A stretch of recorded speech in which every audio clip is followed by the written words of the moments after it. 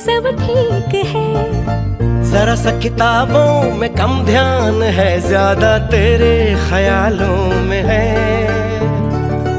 तुझसे जो मिलके मजा है, कहाँ वो गणित के सवालों में है। करके गुस्ताखियां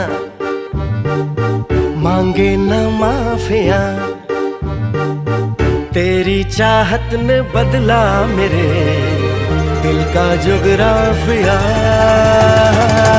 करके गुस्ताखियां मांगे ना माफिया, तेरी चाहत ने बदला मेरे दिल का जुगराफिया। इथं कोरडे मसाले सगळे घालून घेतलेत। इथं पीठ घेतलं आपण, पिठामध्ये मीठ चवीनुसार, प्रमाणे मिरची पावडर, जिरेपूड, मीठ आणि ओवा, पांढरे तीळ देखील तुम्ही घालू शकता। आणि मगाशी जे जिरं, लसूण, आलं जे वाटून घेतलंय ते आपण घालून घेणार आहोत। आणि पिठाचा आपल्याला घट्ट करायचा गोळा मळून घ्यायचा आहे।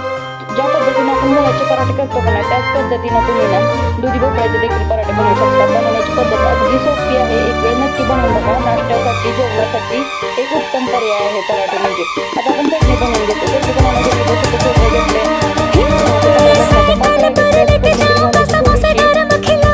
पावडर घालायची। तुम्हाला जर हवी असेल तर तुम्ही हिरवी मिरची देखील घालू शकता।